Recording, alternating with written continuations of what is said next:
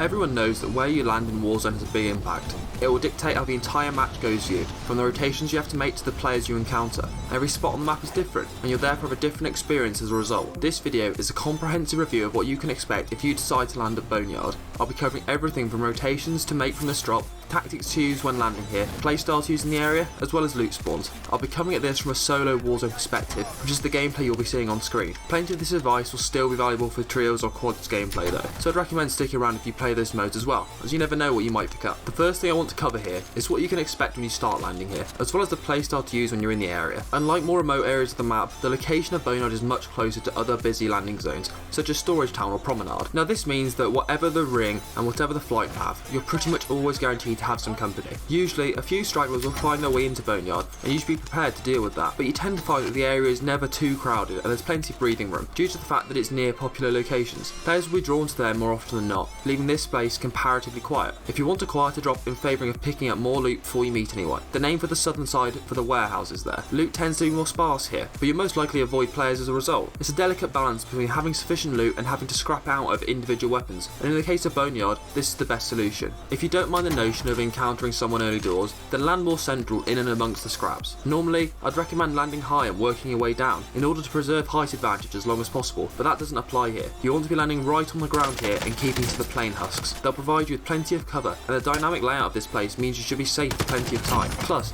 there isn't actually a lot of high ground in this area, so that logic of landing high doesn't really apply. I would say though that you need to be confident in close range fighting if you want to land more centrally. Chances are if you happen across someone, then the scope for a shootout is pretty small. The plane fuselages, cockpits and whatnot keep lines of sight very small and narrow. There's not a lot of vertical movement either. You can hop between the different wrecks, but there's never a great deal of high ground to exploit. As a result, you're left with an environment that greatly favours SMGs, assault rifles and shotguns. If you exclusively snipe, this is not the place for you. It's also worth mentioning that this unique layout makes evading or escaping an enemy very easy to do. There's no logical layout to this place, so if you want to get the drop on someone, or equally run away from them, it's very simple. Without any corridors, walkways or even buildings, it makes the flow of combat very different. By the same token, it also makes doing scavenger contracts very easy. You can move through this environment very quickly, but also quietly. It's hard for anyone to keep a line of sight on you, so moving from point to point is relatively safe. I'd actually got on a limb and said this is one of the safest places on the map to avoid snipers. The broken landscape is the worst nightmare of a sniper, so generally you won't find any here. If you fancy getting plenty of cash early doors,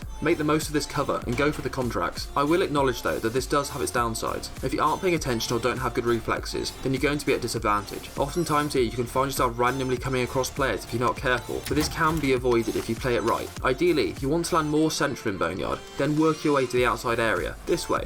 If you encounter anyone by surprise, it's likely to be early doors and the playing field will be as even as possible. I would also recommend not spending too much time here if at all possible. This is because occasionally you can encounter straggler teams going south from Storage Town. Storage is a populated area at the best of times and an absolute mess the rest of it. People who've been forced to flee will oftentimes find themselves wandering into Boneyard. While they may offer you easy kills, there can also be a problem if you're not careful, so keep an eye out. A unique aspect of this location that is worthy of mention is there are almost no windows around.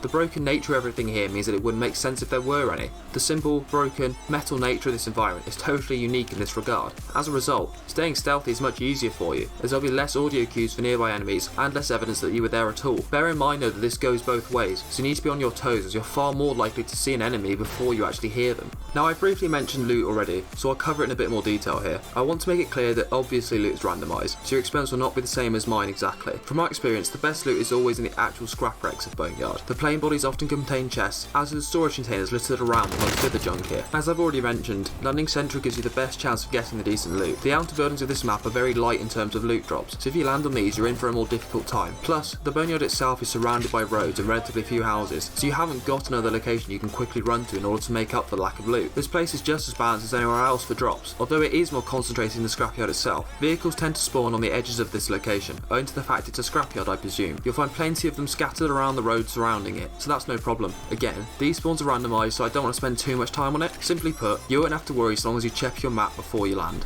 Next, we've got the section of rotations that you can make when landing here, and there's a lot of options. That's one of the nicest things about Boneyard. It offers you a lot of choices to suit your playstyle. If you fancy a high-octane game full of action, with less of a strategic concern for winning, head north. This will bring you up to Storage Town, where you are certain to run into a fair share of players. I despise Storage Town, but if that's your thing, then go for it. If you have a northern ring and need to rotate, but don't want to visit Storage Town, then you're also in luck. Head out west towards the hills surrounding both Boneyard and Storage Town, and you'll be able to skirt it no trouble. Plus, if sniping is your thing, then this is also a great option, as the hills hills and forests offer you plenty of cover and range to enjoy. If you take this route, you can rotate as far as Dam if you need to, and avoid the dreaded open spaces of airport in the process. If you're like me though, and prefer to go for a more strategic gameplay, then I tend to move south towards Promenade West. Assuming that the ring you have is generally in the eastern direction, this is a great path. I'm a close quarters player, so the buildings here are to my liking. It's generally residential buildings as well, which means there aren't a lot of high rooftops to worry about. If you're feeling especially brave, you can even go to train station. Not that I'd recommend this option, as it offers far too much high ground and cover for snipers. Now if neither of these options sound appealing, you can even go to more extremes if you want. If you grab a vehicle or don't mind the long walk, you can make a super wide rotation down to Tavorsk Park and onto port. The coast is on one side here,